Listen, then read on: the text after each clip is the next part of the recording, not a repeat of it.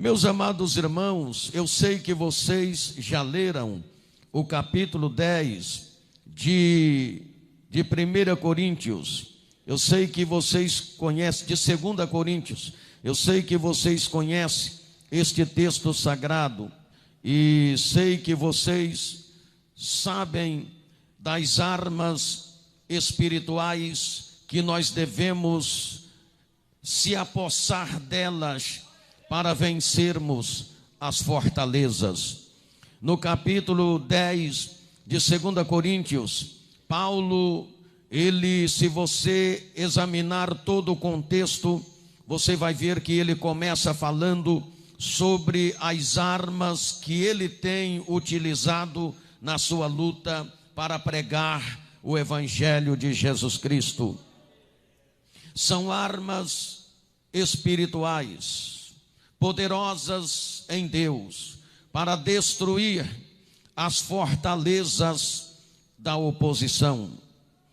Meus amados irmãos, Paulo não prioriza artifícios humanos, mas restringe a eficácia do seu ministério à sua intimidade com Deus.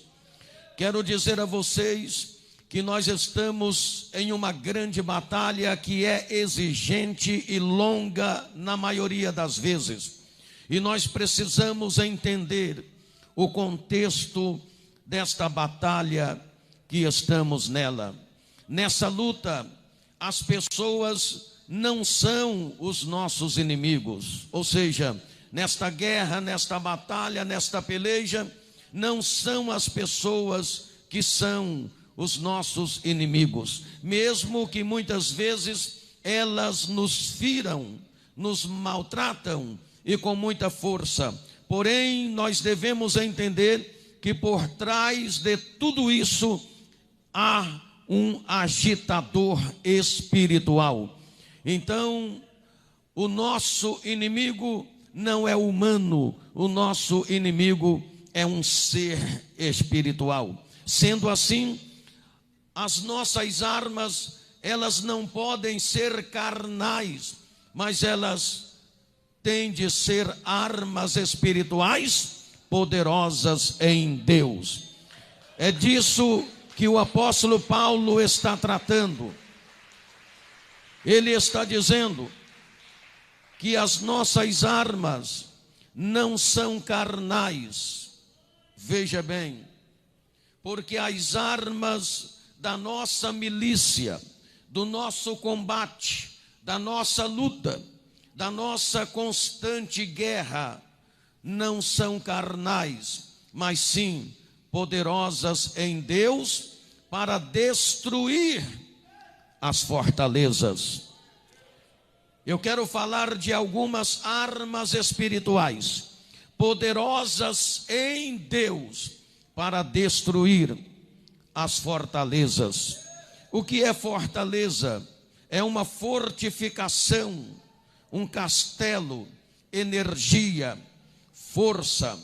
É quando Satanás encontra uma fraqueza em nós e ele constrói uma barreira, uma cerca bem forte e põe nossas fraquezas lá dentro e elas ficam trancadas dentro de uma fortaleza.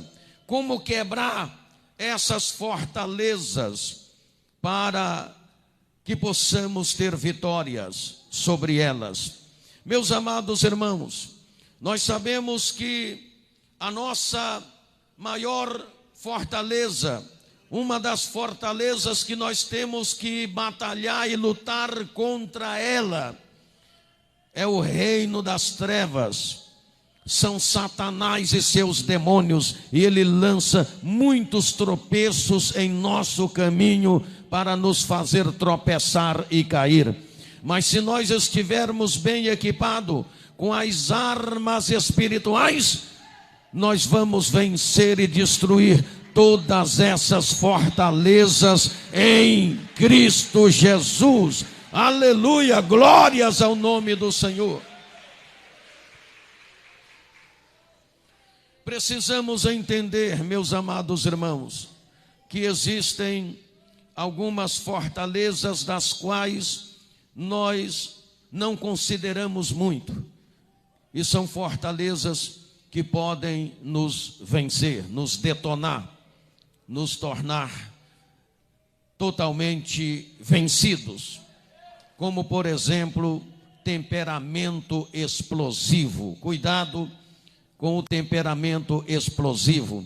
As pessoas acabam se afastando de você com receio de serem feridas, dificuldade de perdão.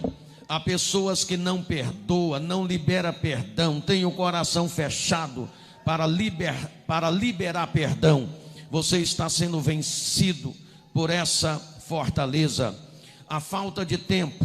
Na verdade, meus irmãos, tempo todos nós temos. O que falta é estabelecer prioridade.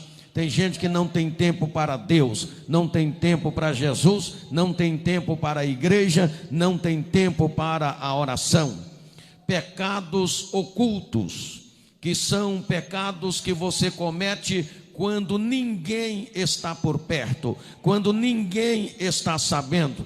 Então você acha que ninguém sabe, e você fica com o pecado escondido, encoberto e reincidindo nesses mesmos pecados. Essa fortaleza pode te vencer, e tem que ser o contrário. Você tem que vencer essa fortaleza. Você não pode ficar preso a uma situação pecaminosa. Por isso a palavra do Senhor está dizendo que as armas da nossa milícia não são carnais, mas são espirituais, poderosas em Deus para a destruição dessas fortalezas. Aleluia, glória a Deus.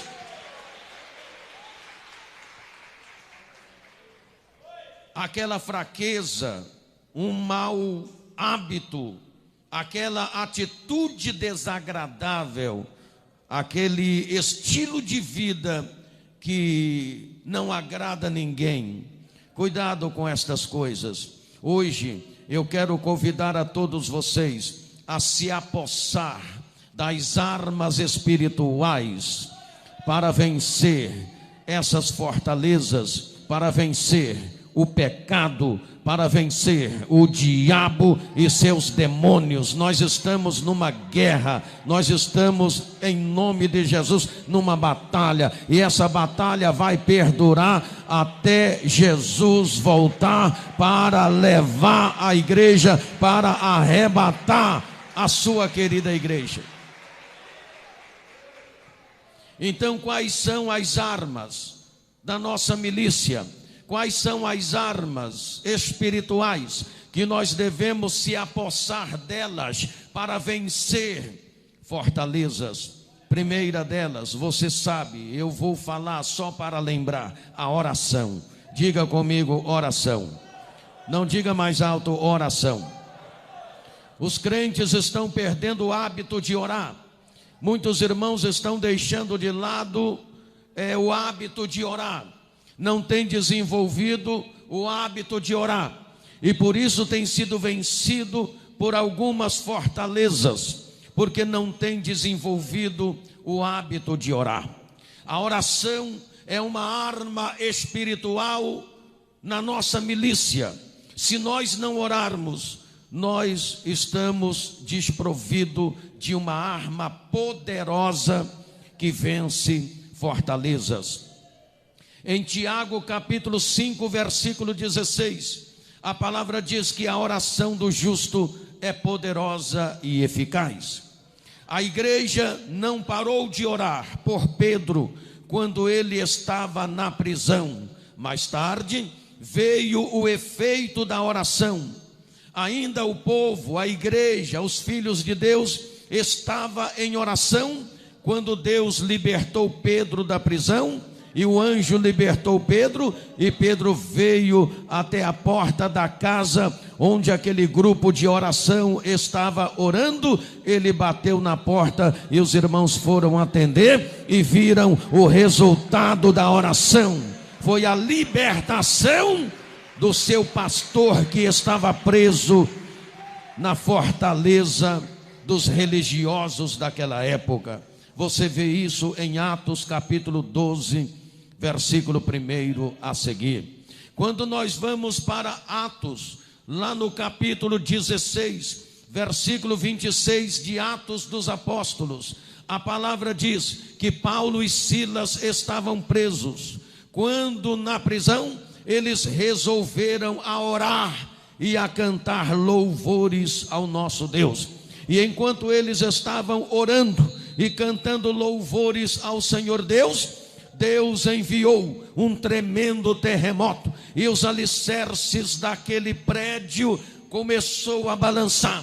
Parecia que o prédio ia cair.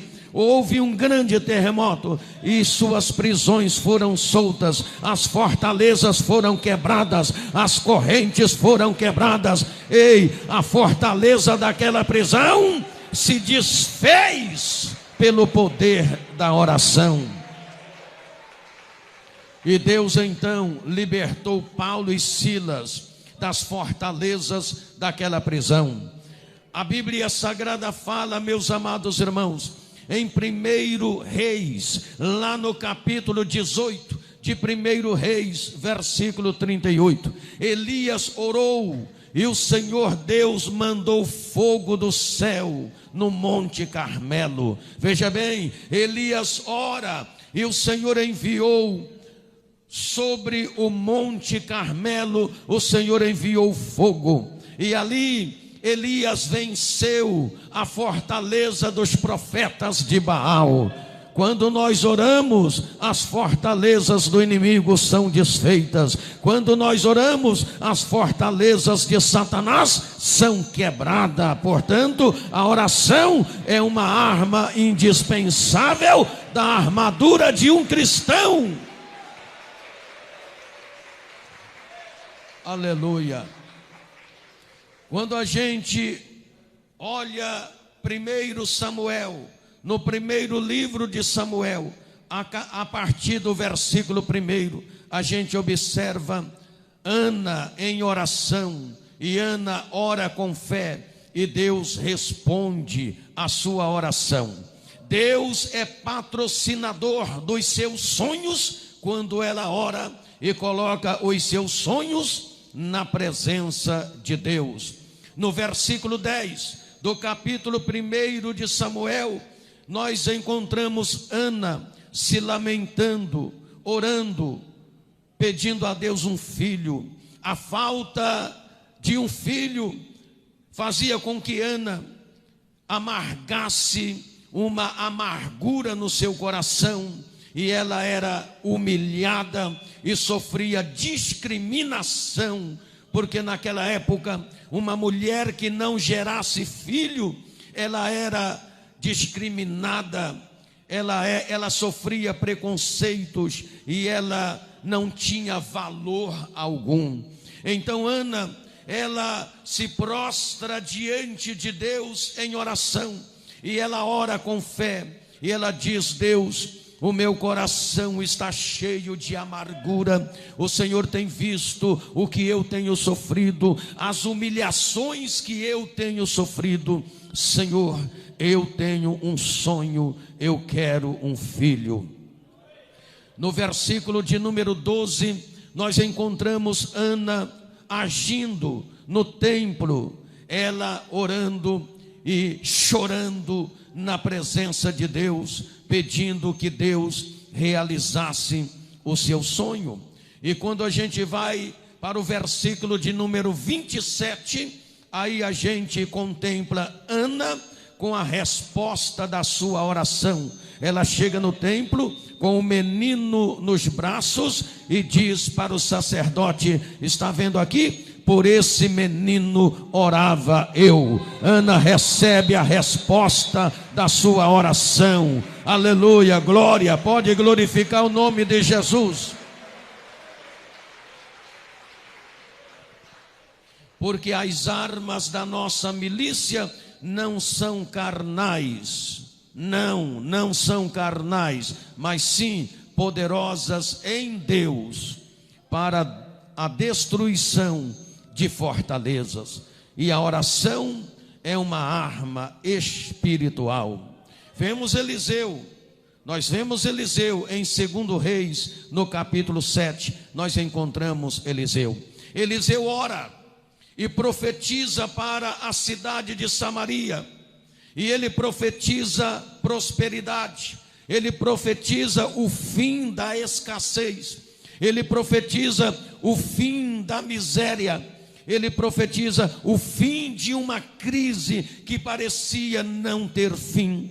E quando Eliseu ora e lança aquela profecia da parte de Deus, as pessoas, como no caso do capitão do rei da cidade, duvidou da profecia de Eliseu, mas aquele capitão do rei sofreu a punição por causa da sua incredulidade.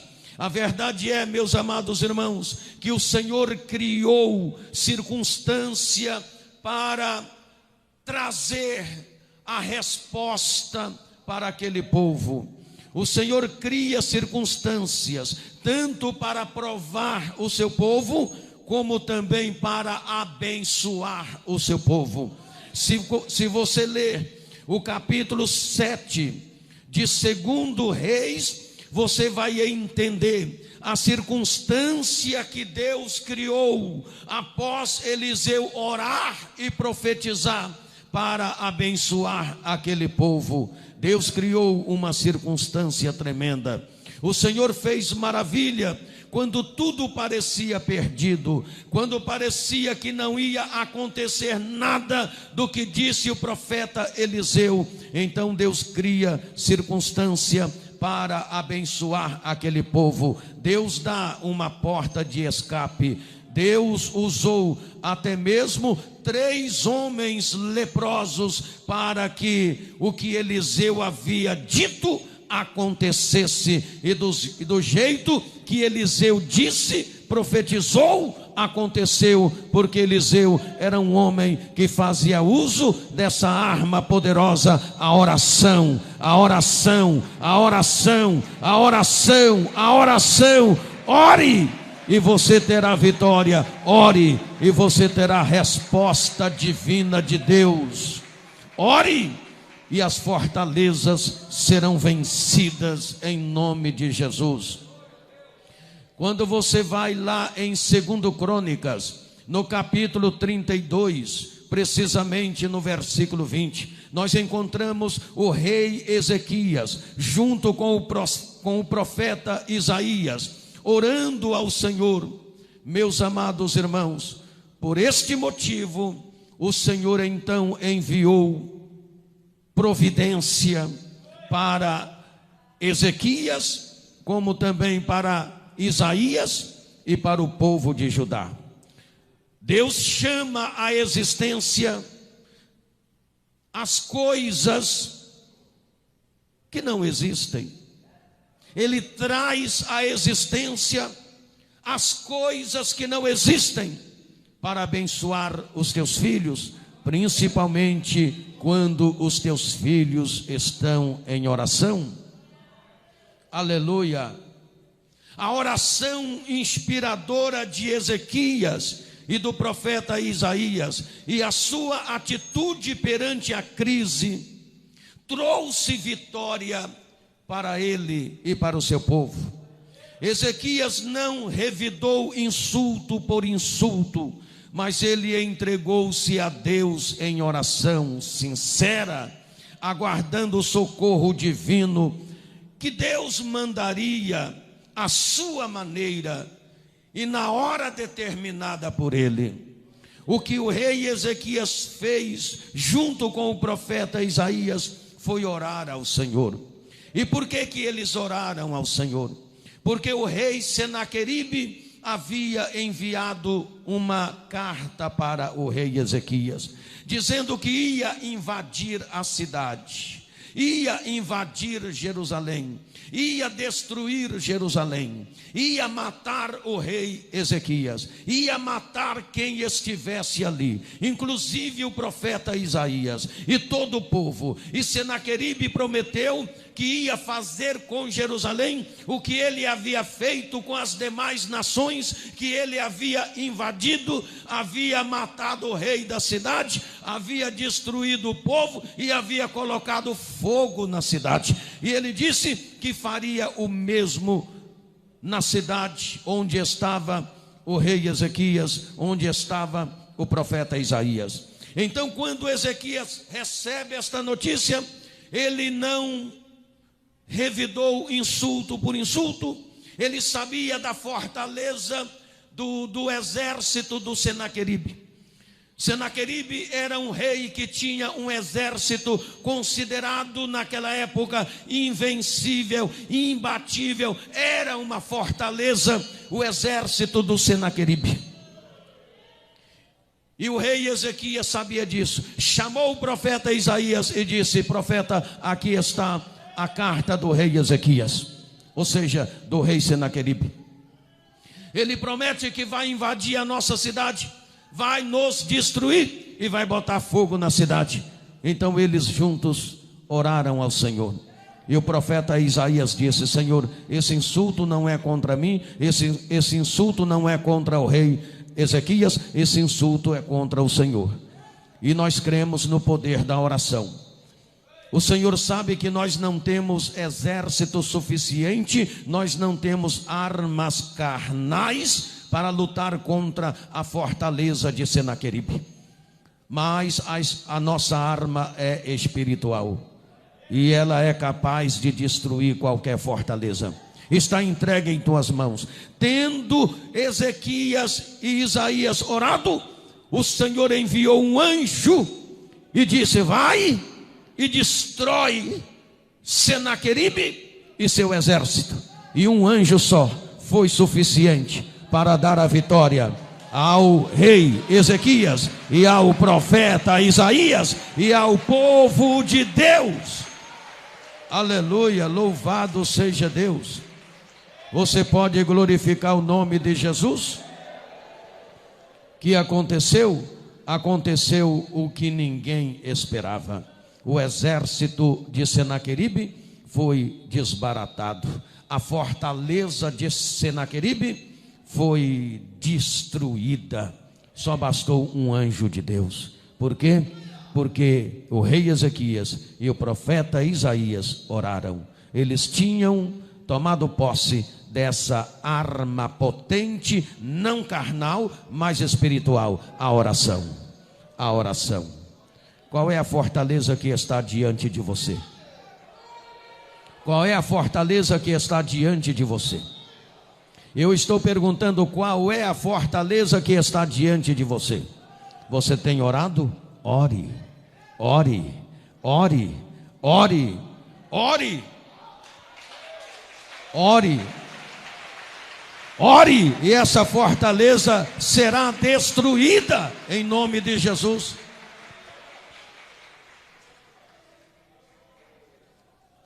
Uma igreja que ora é uma igreja poderosa. Ela é uma potência nas mãos do Senhor. Ela é uma igreja poderosíssima. Ela é mais poderosa do que um míssil nuclear que comporta 450 ogivas atômicas. Ela é uma igreja avivada. Uma igreja que ora, ela não se intimida com as ameaças, ela não se intimida com as perseguições.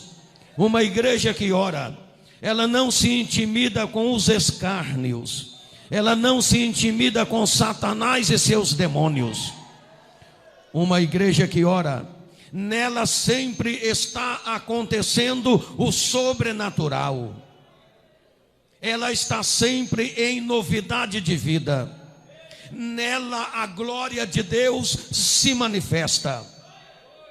Uma igreja que ora, ela é um celeiro de bênção. Ela é uma igreja próspera.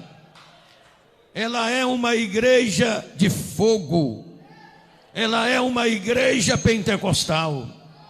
Ela é uma igreja cheia do Espírito Santo, e uma igreja cheia do Espírito Santo é uma igreja vitoriosa. Aleluia, glórias ao nome de Jesus. Qual é a fortaleza que está diante de você? Ore. A outra arma indispensável da armadura de um cristão, a arma que não é carnal, e deve ser outra arma da nossa milícia para a destruição de fortalezas, a fé. Diga comigo, a fé. Não diga mais alto, é o quê? A fé. A Bíblia diz em Hebreus capítulo 11, versículo 1, que fé é o firme fundamento das coisas que se esperam e a certeza das coisas que não se veem. Ver não é crer, mas crer é ver. A base da verdadeira fé não está naquilo que esses olhos veem, está naquilo que esses olhos não veem. Tenha fé. No versículo 6 do capítulo 11 de Hebreus, a Bíblia diz que sem fé é impossível agradar a Deus. Importa que aquele que se aproxima de Deus deve crer que Ele existe e que Ele é galardoador daqueles que o buscam. Em Efésios capítulo 6, versículo 16, Paulo comparou a nossa fé a um verdadeiro escudo. Na escala cronológica, ele compara a nossa fé a um verdadeiro escudo, pois ela tem por finalidade de nos defender dos dardos adversários, das fortalezas do adversário. Ele disse: tomai sobre vós o escudo da fé. Ele comparou a nossa fé a um escudo. Ela tem por finalidade de nos defender das fortalezas do diabo. O escudo é uma arma defensiva para proteger dos golpes de espada ou de lança. A fé, ela nos protege dos ataques do diabo, das fortalezas de Satanás.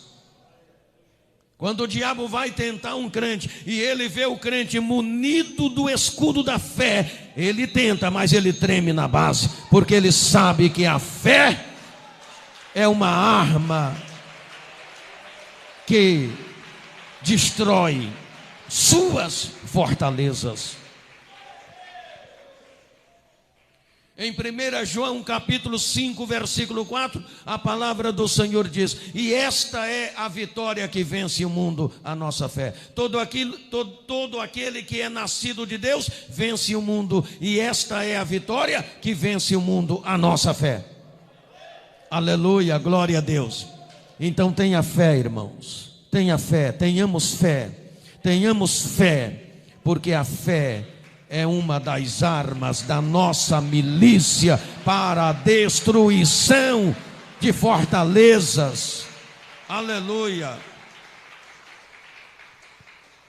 A outra arma da nossa milícia que nós temos de estar de posse dela para vencer fortalezas é a palavra de Deus. Diga comigo, a palavra de Deus. Paulo comparou a palavra dizendo: tomai a espada do Espírito, a espada do Espírito, que é a palavra de Deus.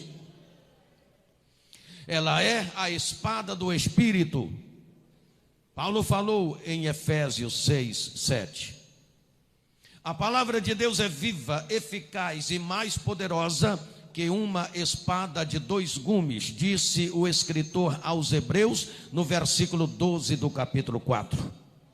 Ela é poderosa em Deus. Estas palavras são fiéis e verdadeiras e dignas de toda a nossa aceitação, se referindo à palavra de Deus. Paulo, diante do rei Agripa, ele se defendia com a palavra de Deus. Você pode ver isto em Atos dos Apóstolos, do capítulo 26, do versículo 14 ao versículo de número 26. Veja bem, ele se defendia diante do rei Agripa com a palavra, usando a palavra de Deus. O apóstolo Pedro e os demais discípulos, diante do sinédrio, fizeram menção da palavra de Deus, e Deus deu grande livramento para eles. Eles usaram a palavra como arma da sua milícia. A palavra do Senhor, ela traz bênção para nós. O diabo não resiste ao poder da palavra. Eu vou repetir: o diabo não resiste ao poder da palavra. Eu vou repetir pela terceira vez: o diabo não resiste ao poder da palavra. Aleluia! Você pode dar glórias ao nome de Jesus?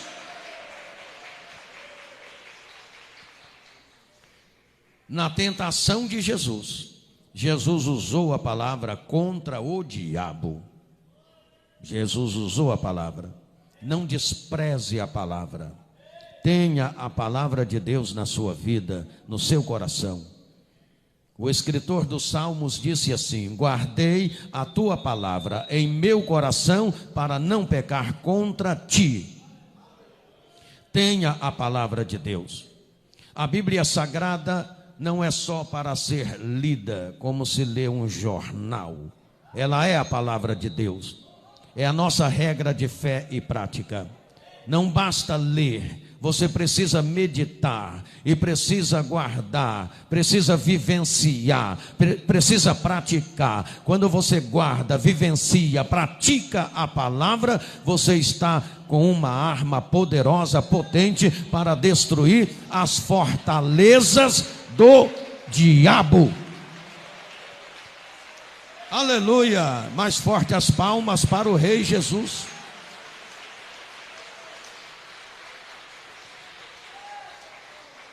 Paulo está dizendo que as armas da nossa milícia não são carnais, mas sim poderosas em Deus para a destruição das fortalezas. Aleluia! Outra arma poderosíssima que nós temos de estar de posse dela para a destruição das fortalezas: o nome de Jesus. Diga comigo: o nome de Jesus. Não diga mais alto, é o quê? Mas o nome de Jesus é uma arma poderosa, é? É ou não é, meus irmãos? Aleluia! Glórias ao nome de Jesus. No versículo 12 do capítulo 4 de Atos dos Apóstolos, a palavra diz que nenhum outro nome há dado entre os homens pelo qual devamos ser salvos. Com o nome de Jesus, nós podemos desfazer as fortalezas do inimigo. O nome de Jesus Cristo tem poder no céu e na terra. Jesus, logo após ter ressuscitado, ele disse: é-me dado todo o poder no céu e na terra. Aleluia.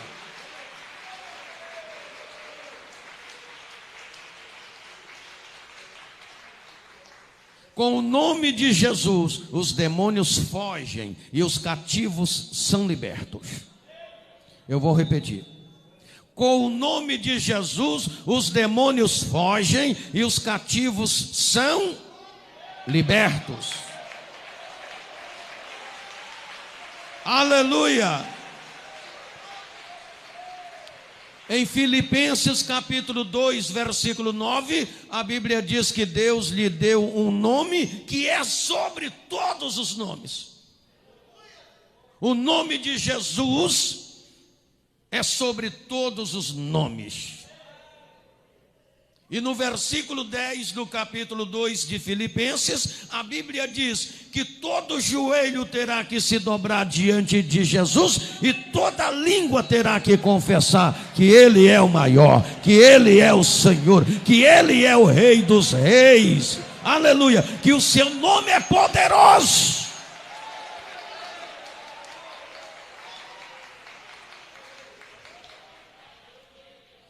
Quem não quiser se curvar diante de Jesus hoje, amanhã ou depois vai ter que fazê-lo. E numa situação muito diferente. Vai ter de só se prostrar diante dele e reconhecer quem ele é, para depois ser lançado na condenação eterna. Então é melhor reconhecer Jesus agora. É melhor se prostrar diante dele agora. É melhor recebê-lo no coração agora. O apóstolo Paulo disse em 1 Coríntios capítulo 15, versículo 57: mas graças a Deus que nos dá a vitória. Por quem? Por nosso Senhor e Salvador Jesus Cristo. Ele nos dá a vitória, Ele nos dá a vitória. Seu nome é uma arma poderosa para a destruição das fortalezas do inimigo. E já que eu preciso encerrar, eu quero fazer menção de outra arma poderosíssima para a destruição das fortalezas: o sangue de Jesus. Diga comigo: o sangue de Jesus. Não diga mais alto: o sangue de Jesus.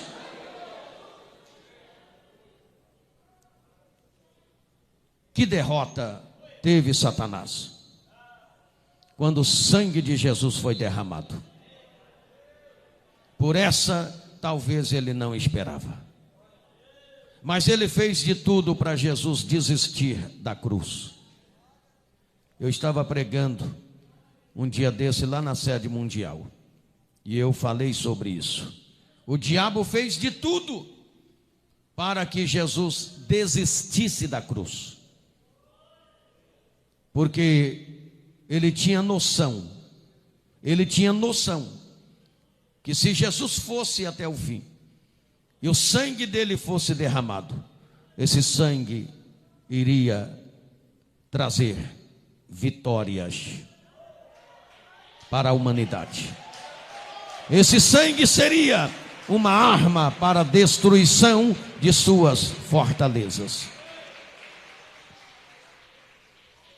Mas Jesus não desistiu, e ele foi até o fim e derramou seu sangue na cruz. E nós temos esta arma espiritual poderosíssima para vencer, para a destruição das fortalezas do inimigo. O sangue de Jesus nos garante vitória. O sangue de Jesus é uma arma para o crente desfazer as obras do diabo. A famosa expressão: o sangue de Jesus tem poder. E quando o diabo ouve essa expressão, ele treme na base. Quando ele ouve o crente dizer: o sangue de Jesus tem poder, ele treme. Ele treme. Aleluia! Olha aqui, em Êxodo, no capítulo 12 e no versículo 13, em Êxodo capítulo 12, versículo 13, a palavra diz: o sangue vos será por sinal nas casas em que estiverdes. Vendo o sangue, passarei por cima de vós. Ou seja, não haverá mortandade na casa que estiver sangue. Foi lá no Egito, quando os hebreus estavam no Egito, e Deus estava manifestando seus milagres diante do faraó, no Egito, para mostrar para faraó quem é Deus. E uma das 10 pragas foi a morte dos primogênitos. Todos os primogênitos iam morrer no Egito. O anjo da morte ia entrar em cada casa, mas não podia entrar na casa dos hebreus, porque os hebreus eram o povo de Deus, que estava sendo massacrado pelas fortalezas do faraó. E Deus ia libertar o seu povo. O anjo da morte ia entrar, ia matar os primogênitos do Egito, mas não podia entrar, não podia haver destruição na casa dos hebreus, do povo de Deus. Então o Senhor determinou que cada família dos hebreus matasse um cordeiro e colocasse o sangue do cordeiro na verga da porta, no umbral da porta. E o anjo da morte ia descer à meia-noite, ia entrar em cada casa e ia matar o primogênito de cada casa. E o Senhor disse: na casa que o anjo da morte ver sangue, ele não vai entrar, ele vai passar por cima, não haverá mortandade. Aleluia! E foi assim que aconteceu. Foi assim que aconteceu. Na casa do povo egípcio não havia sangue. O anjo da morte entrou e houve destruição, houve mortandade. O primogênito de cada casa dos egípcios morreu. Cada primogênito de cada casa morreu. Mas quando chegava diante da casa de um hebreu, o anjo da morte olhava e via sangue salpicado no umbral da porta. Ele ali não entrava, porque havia sangue. Ali ele não entrava. Na casa dos hebreus não houve destruição, não houve morte. Quero dizer a vocês que aquele sangue que foi a proteção dos hebreus no Egito era só a sombra do sangue de Jesus. Era só a sombra do sangue de Jesus. Apontava para o sangue do Cordeiro de Deus, o sangue de Cristo que foi derramado para a destruição das fortalezas do diabo. Se você pode glorificar ao Senhor, glorifique a Ele.